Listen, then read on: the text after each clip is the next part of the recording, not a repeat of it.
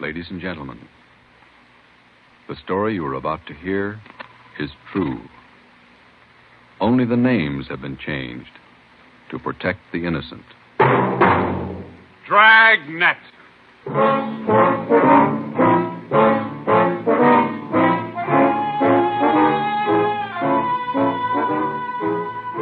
Dragnet, the documented drama of an actual crime, investigated and solved by the men who unrelentingly stand watch on the security of your home, your family, and your life. For the next 30 minutes, in cooperation with the Los Angeles Police Department, you will travel step by step on the side of the law through an actual case from official police files. From beginning to end, from crime to punishment. This is the story of your police force in action. Dragnet.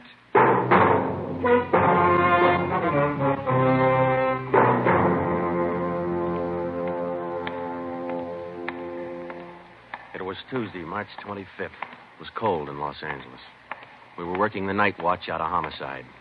Detectives in Los Angeles work in pairs. My partner's Ben Romero. He's a sergeant, so am I. My name's Friday. The boss is Ed Backstrand, chief of detectives. I was on the way back from the record bureau, and it was 13 minutes past 11 when I got to room 42. Homicide. That's a hot shot. Somebody grab it. I got it, Ed. At 1245 East O'Haney Street, 1, 2, 4, 2 officers shot. At 1245 East O'Haney Street, 2 officers shot. What have you got, Friday? Read it. 2 officers shot. Where's Romero? Right here, Skipper. Okay, you've got one to roll on. Get going.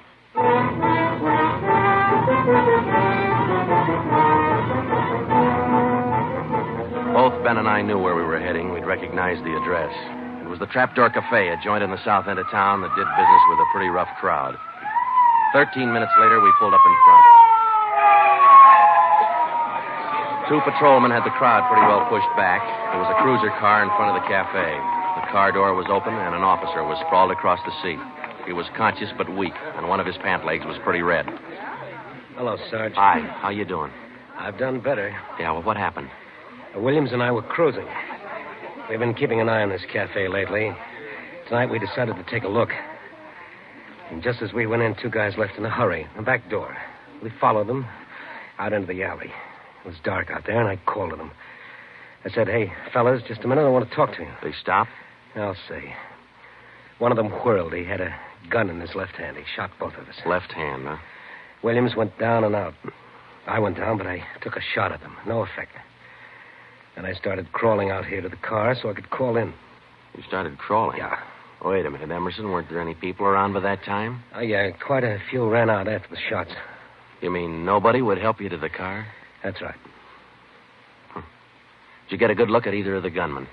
Well, one of them was tall. I think he was a redhead. There was something funny about his nose. That's all I saw. It's too dark out there. Williams was closer. I think he got a good look. Joe, the other officer, Williams. He's in pretty bad shape. Is he breathing? He's still alive, Emerson. I don't know how much time he's got. Ambulance? On the way. Okay, let's round up all the men who are in the cafe. We're taking them in.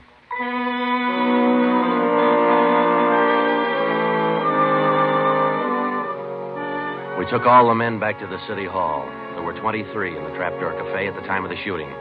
We questioned all of them. One of them said there had been a redhead in the place, but he couldn't describe him. Ben and I left the interrogation room, and we went back to the squad room. Friday, Romero. Got a minute? Yeah, Ed. Come on, Ben. Sit down. Okay. Did you get anything from those people you questioned? Nothing we could use. Oh. How's Williams? It's pretty bad. When do they operate? As soon as he comes out of shock. Probably in the morning. You boys will be there. Yeah, we will. When the surgeon digs that slug out, get it and mark it for evidence. Yeah. Skipper, them 2 men shot without asking any questions. They must be hot. Yeah. Same thing occurred to me. When we get that slug, the ballistics can tell us whether that gun's been used on other jobs. We got enough of their modus operandi to have the statistician give us a run-through on the IBM now. One of them is left-handed, and he shoots quick. Okay, be in surgery tomorrow morning at 9.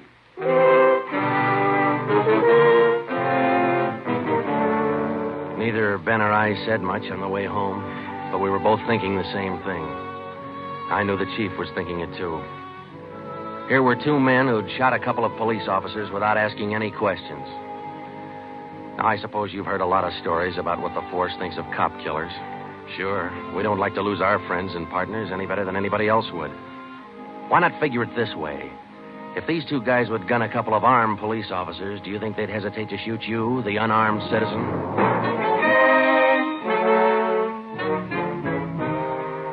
The next morning at 9 o'clock, Ben and I had scrubbed up and we were in surgery. Williams was on the table. The surgeon started in.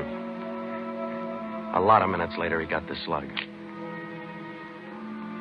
As for Williams, they took out 7 feet of his intestine and said he might pull through.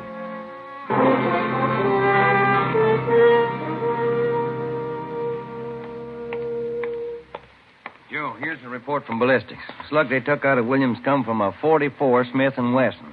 The same gun was used in a liquor store killing about a month ago. You call the statistician? Yeah, She's running all the cards on previous shooting through the IBM machine. She ought to be through about now. Let's take a look. Okay, come on. Hi, Helen. Just a second. Okay.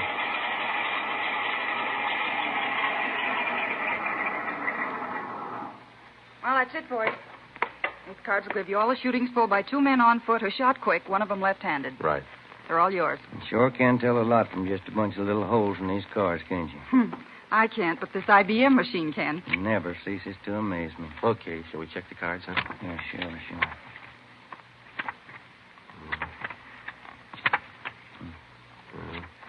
Wait a minute, Ben. Here we are.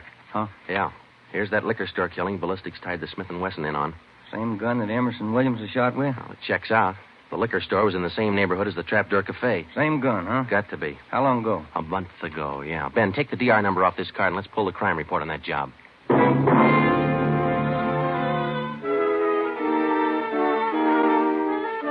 We pulled the crime report out of the files. It said that there was only one witness to that liquor store killing a month ago. That witness was a woman. Miss Forbes, I'm sorry to disturb you like this, but we'd like to ask some questions about that liquor store killing you witnessed a little over a month ago. Well, I told the police everything I knew about it then. Yeah, we know, but maybe you wouldn't mind telling us again, huh? Oh. No, I guess not. I've been trying to forget it, to tell the truth. It was pretty terrible, and I really didn't see so very much because I was awful scared. I understand. But try to describe again just what happened, will you? Well, it was about 10 o'clock at night. I was walking down the street toward home when I realized I was all out of cigarettes. Well, I was right in front of the liquor store then, so I went in. The clerk was behind the counter, and there were 2 men standing there arguing. What's the idea of changing your mind? I thought we was going to get bourbon. No, let's get the wine. I want bourbon. Costs too much. Wine's good enough. The rest of them want bourbon, too. We better talk to them. Well, okay. We'll be back when we make up our mind, mister. 2 men walked out of the store, and the clerk smiled at me and shrugged his shoulders. I bought a pack of cigarettes and turned to leave. But just then the 2 men came back in again, and each of them had a gun in his hand. There's a stick up, mister. The clerk just sort of crumpled to the floor. I couldn't believe my eyes, but that's just how it happened. The men said this is a stick-up, and then they shot him right away. Get over against the wall, lady, or you'll get the same. One of them punched the no sale on the cash register. I was shaking so I almost caved in. He scooped the money out of the drawer and stuffed it into his pocket. And then the other one went over to where the liquor clerk was lying face down. He knelt down beside the clerk, and he put his gun against the clerk's spine. Then they both ran out of the store. It was terrible. That clerk, he was lying there helpless and wounded, and they deliberately... Yeah, Miss Forbes, I understand. Oh, Miss Forbes, you said that both of the men had guns. Yes. One of the guns was black, and the other was sort of fancy looking. What do you mean, Miss Forbes? Well, it was real shiny. Nickel-plated? I wouldn't know about that, but it was shiny. There were 2 guns, huh? Yes. Well, now about the men themselves. Oh, I was so scared their faces just didn't register with me. The one who shot the clerk in the back was sort of stocky. That's about the best I can do. But you mentioned in the report that one of the men was left-handed. Yes, I do remember that. Uh-huh. Look, Miss Forbes, this is very important to us. One of the men was a redhead? Redhead? Why, no, I didn't see any redhead.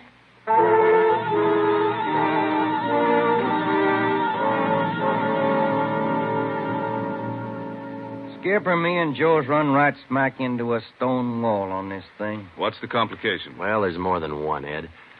In the first place, we know that the .44 Smith & Wesson was used in both shootings, but the descriptions of the men involved don't check. Police officer Emerson said he thought the man that shot him and Williams outside the Trapdoor Cafe was a tall, left-handed redhead. Said there's something funny about his nose. You think Williams got a better look at him? Well, probably did, but Williams isn't strong enough to talk yet. And a girl that witnessed the liquor store killing a month ago said that one of those men was left-handed. But she said neither of them was a redhead. And on top of all that, now we've got 2 guns to worry about. The girl mentioned 2 guns, so we checked the autopsy report on that liquor clerk. And, Ed, the bullet that actually killed him came from a .32-20, not a .44 Smith & Wesson. That fact didn't get any publicity at the time, did it? No, it didn't. Okay. We won't give it any publicity now either. With a lowdown, it's just the .44 Smith & Wesson we're after. Because if whoever owns the .32-20 finds out it's hot, we'll never get it. Anything else? Well, we sent teletypes to all outlying stations in neighboring cities. Told them that if they get any red-headed suspects, no matter what charge they got them on, to hold them for questioning. Yeah. Now, how about this .32-20, the actual murder weapon? Any leads on it? We've got one, Ed. We've been checking the records, and we discovered that 4 hours after the liquor store killing, a taxi driver in the neighborhood was shot and robbed. Slug was pretty well matched, but there was enough to tell it was from a .32-20. So we're going over to question the taxi driver now. Good. Well, I think you boys are on the right trail. So far, what we've got is mostly unrelated facts, but sooner or later, those facts have all got to tie in at some point along the line. Find that point.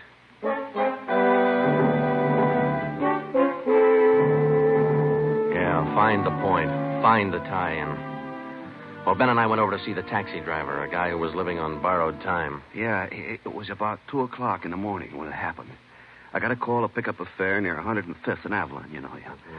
Well, I got there. Somebody came over, pulled up my cab door and said, "This is a stick-up." Then blew it. You let me have it.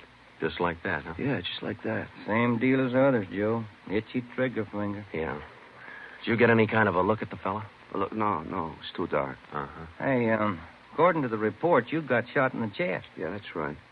Oh, you're maybe wondering how come I'm still alive, huh? I'll tell you, pal, it's like something you'd see in a bad movie, you know?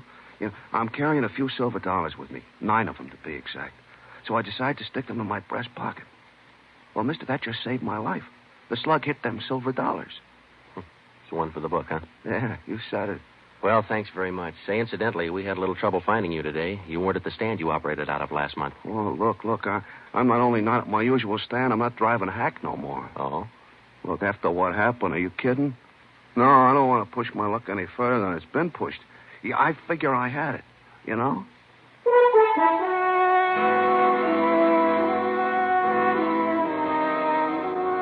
And about that time, Ben and I were beginning to figure we'd had it. We were getting nowhere fast. We had a few informants nosing around, but so far they hadn't come up with any leads. Well, Ben and I followed up all the teletypes that poured in. We just got back from Santa Ana, where we'd been questioning a red-headed suspect, and we'd flopped in the squad room when Chief Backstrand's door opened. Friday. Romero. Got a minute? Yeah, Skipper. Any luck with the Santa Ana redheads? No, none at all. I guess you haven't heard the latest. We just now got back in town, Skipper. Early this morning, another cab driver got shot. What? Yeah. Man came up to his taxi, opened the door, said, "This is a stick-up," and shot him. Bullet went through one leg and into the other, but the driver managed to start his cab and drove over to a cafe. He called in from there. Boys recovered the slug? Yeah. It came from the same .44 Smith & Wesson that was used in the other 2 jobs. The cab driver get a look at the gunman? Yeah, briefly. Was it the redhead? No. Oh, the stocky guy. He wasn't red-headed and he wasn't stocky. That's all the driver knows. Well, that's great. Skipper, this is beginning to sound like a gun of the month club. You reckon somebody's renting them guns out? Well, they're passing the guns around all right, but I think they're working together. The way they operate indicates that. Yeah, the trigger-happy routine. Killing is apparently more than a business to them. It's pleasure, too. That's why we've got to get to them fast. Come over here. All right. Come on, Ben. Here. Take a look at this map. Uh-huh. Here's the Trapdoor Cafe, and over here's the liquor store. And down here is where the first cab driver got shot. Mm-hmm. Right here's where the second one got it. All of the shootings have taken place within an area of 10 square blocks. Okay.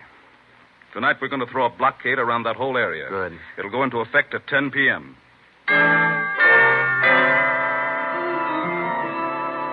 At 9:45 p.m., cars and officers started drifting into the area by twos and threes. And at 10, when Backstrand, Ben, and I arrived, the whole area was sewed up tighter than a tick. Is now code 3.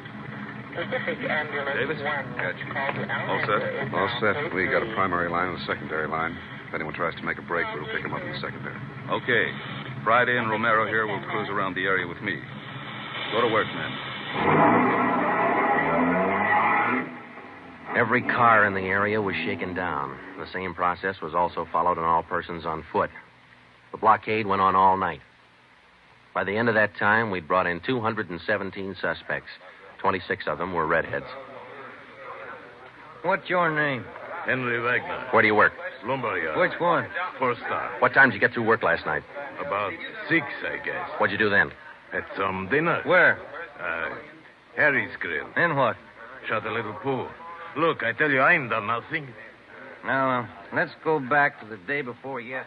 Did you work at... And that's the way it went all day long. We shot question after question at them, working them gradually back to the days on which the shootings had taken place. When it was all over, we got 6 men wanted in other cities on various charges. We got quite an assortment of guns and knives. But as far as the shootings were concerned, we got nothing. Well, I guess that's the last of them. Oh, I was running out of questions there at the end. You two boys better go on home and get some sleep. Well, I was kind of figuring on checking back over the reports to see if we might have overlooked something. I said go on home. You two boys have been at it for 32 hours straight. Look at you. You're both so groggy you can hardly stand up. You need sleep. It's 4 p.m. now. Don't come back until 10 p.m.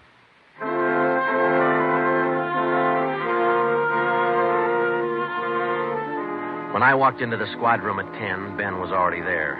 An informant had just phoned in a new lead. He told Ben he'd heard about a gang that had been hanging out down around the DeVere bungalow court in the south end of town. We knew that the DeVere was close to the Trapdoor Cafe, so we went over to talk to the manager. Joe, I've been meaning to ask you. You checked on how Williams is getting along? Yeah, I did. I called the hospital this afternoon. It's going to be all right. Oh, that's fine. Well, here we are. Yeah, manager's office. Still got a light on.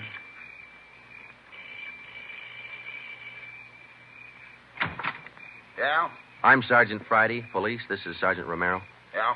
We'd like a little information. Well, sure. Come in. Thank you. What can I do for you? Well, did you hear anything about a gang that hangs out down around here anywhere? Gang? Well, no. How about your tenants here? Any of them ever been in trouble, to your knowledge? No. This ain't exactly the best neighborhood in town, but we try to keep things under control. Once in a while, one of them will get out of line, but when that happens, we heave them out of here. You heaved anybody out lately? Yeah, I did. A fellow and his wife a few weeks ago. They had a fight in one of the bungalows. She took a shot at him, but she missed. Party by the name of Stuba, Carl Stuba. What did this Stuba look like? Oh, sort of tall, skinny. Was he a redhead? No. Now, we'd like to take a look at that bungalow that he lived in. Sure. Help yourselves. Down the end there, number 5. Still vacant.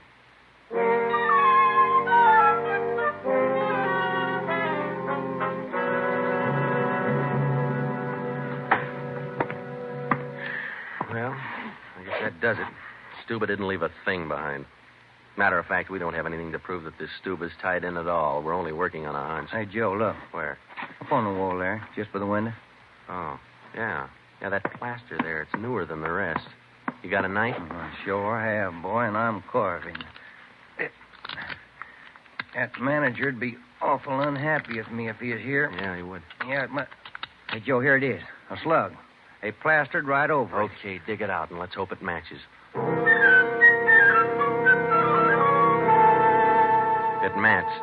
The slug from the wall came from the same .44 Smith & Wesson that had been used in the other shootings. So now we had a name to work on, Carl Stuba. But he'd done a good job of dropping out of sight. Well, the next day, Ben thought he had another lead. I've just been talking to another informant, Joe. He says he heard that there's a fella down in that neighborhood been trying to sell a gun lately.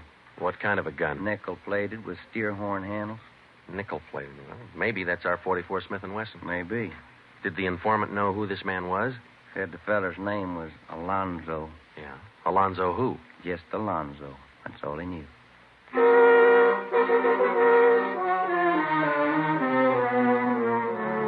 So now we had two names, Stuba and Alonzo, but no men to go with them. So we went back to making the rounds of the substations, interviewing red-headed suspects. We took a few of them to Williams, who was home from the hospital by now, but he couldn't identify any of them as the man who shot him. Still, we kept checking. Finally, we got around to the 77th Street station. We questioned the suspects they were holding there, and we just started to leave when one of the officers called us. Hey, Sarge, we're holding somebody else you might want to look at. Redhead? No. What's the charge? Suspicion of burglary. Small job. Oh, I don't know. What do you think, Ben? What's special about him? He lives in the same neighborhood where those shootings took place. All right. Where you got him? Down here. He admit anything? Nope. He's pretty surly. Here we are. Thanks. Hi. What do you want? I'm Sergeant Friday. This is Sergeant Romero. We'd like to ask you a few questions. Look, I already told the other cops all I know. I didn't steal no radio from that jerk. What's your name? We've been through all that once. Come on, what's your name? Jackson. Alonzo Jackson. Alonzo. I looked at Ben, and Ben looked at me. This could be the Alonzo who'd been trying to peddle that Smith & Wesson. Ben and I both knew here was one suspect we'd have to be real careful with. Alonzo, according to the records, this burglary you're suspected of took place on the night of the 27th. Look, how many times do I have to tell you guys they didn't have anything to do with it? You got an alibi for that night? Sure, I got an alibi. I was out with a couple of friends, I can tell you. What's your friends' names, Alonzo? One of them's Crandall, the other Stuba.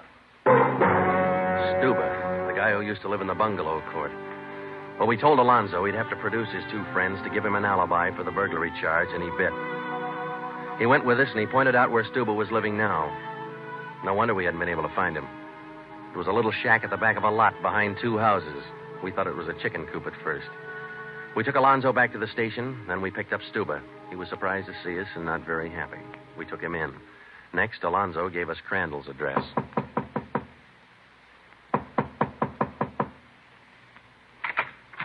Yeah? Mr. Crandall in?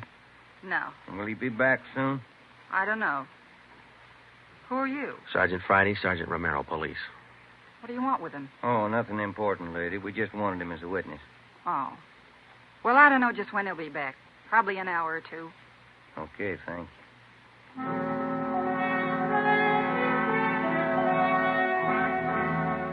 We went down the street away, and we staked out in the car. We sat there for about 5 hours, and then Ben nudged me in the ribs. Hey, Joe. Huh? Joe, take a look. Coming along the sidewalk. Yeah. And he's got red hair. Come on. Crandall. Huh? Your name Crandall? Who are you? Friday Romero, police. Police. What do you want with me? I haven't done nothing. Well, then you got nothing in the world to worry about. Come on.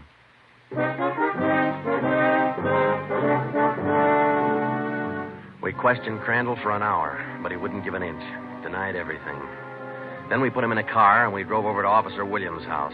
I left Ben in the living room with Crandall while I went in Williams' bedroom. Hello, Sarge. Hi, Williams. How you doing? A little better, I think. That's fine. Look, we've got another redhead outside. Bring him in. Okay. All right, Crandall, come on in here. Who's in there? Why'd you bring me over here? Come on in here.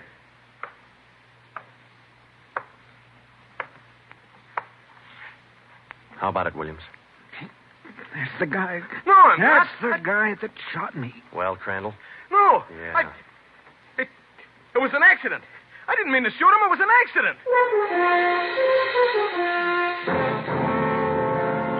Once Crandall got started, he talked his head off. He also admitted being in on the liquor store killing, but insisted he was only the lookout. We took him back to the station and got his whole story down on a tape recorder. Yeah, he was left-handed. Then we went back to Alonzo, who didn't know we had Crandall's confession. We met the chief in the hall outside the room where they were holding Alonzo. About ready to tie the knot? Oh, hope so, Chief. But Alonzo hasn't given any yet, and we still haven't found those guns. We've got one of them. Which one? The Smith & Wesson. Stuba popped about that one 10 minutes ago. Said he left it with his girl. A couple of the boys are on their way over to get it now. That's good, Ed. That leaves just the 32-20. You haven't mentioned the 32-20 to Alonzo, have you? No. He still thinks we're after that Smith & Wesson, and that's the way we're going to play it right now. Go ahead. Look, how much longer are you guys going to hold me here? Didn't you check with those friends of mine? Alonzo, we got a tip that you've been trying to sell a gun lately. A gun? Yeah, 44 Smith & Wesson. Oh. No, it's not true. That Smith & Wesson's been used in a couple of robbery jobs this month, and we think it's your gun. That's a lie. Any proof of that? Why, yeah. Sure, I got proof of that. I used to have a gun, but it wasn't a Smith & Wesson. Look, if I tell you where it is, that ought to convince you, shouldn't it? It'll help things. Okay. I sold it to a neighbor of mine. He gave me $7. I'll give you his address. You sure it's not a Smith & Wesson? Sure, I'm sure. It's a 3220. Yeah, it worked. We went to the neighbor's address, and he admitted having bought the 3220, but said he lent it to a friend who'd never returned it. The friend had hocked the gun to a barber. The barber gave him $15 and a haircut for it. We finally got it from the barber, and we came back to the station. I'm all set, Joe. I'll be in the next room. Just give me the nod. Okay. Hello, Alonzo. Hey, you got the gun. Yeah, we got the gun. Well, now maybe you'll believe I'm on the level. Okay if I go now? I guess we won't be able to hold you here much longer. You can say that again, brother. You could have saved a lot of time if you'd have listened to what I've been trying to tell you all along. I guess you're right, Alonzo. Sure, I'm right. You know, you guys would be a lot better off you believe guys like me the first time we tell you something. But on the liquor Instead store of job, running- I was only a lookout. I was outside. Huh? It was the other two who pulled that one. Stuba and Alonzo. Alonzo killed the clerk. Hold it, Alonzo. Dirty, All right, Alonzo, that's enough. Now, come on, how about it? What's the use? All right. That's like he said.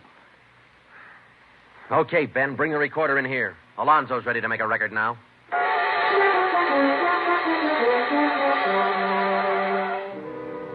By playing back Crandall's statement that we'd recorded earlier, we got a full confession from Alonzo. We took the three of them out and had them reenact the 4 shootings, and we photographed it on sound film. Crandall, the redhead, was the one who'd shot the 2 police officers, but he was only the lookout for the liquor store killing, which explains why the girl witness didn't see him in the store.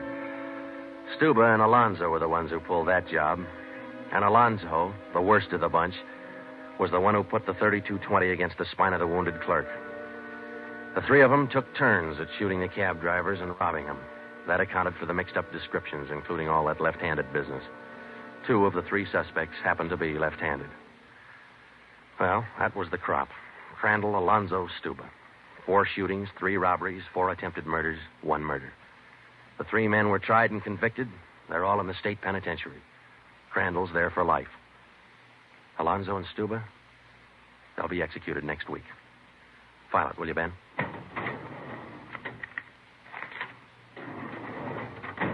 Case closed. Dragnet.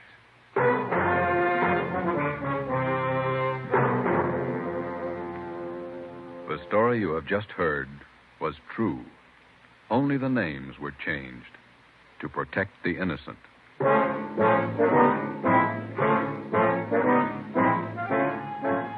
You have just heard the second in a new series of authentic cases from official files. Technical advice for Dragnet comes from the office of C.B. Horrell, Chief of Police, Los Angeles Police Department.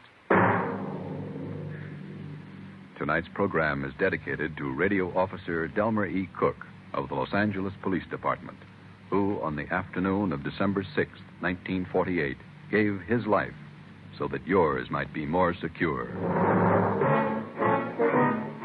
Dragnet came to you from Los Angeles.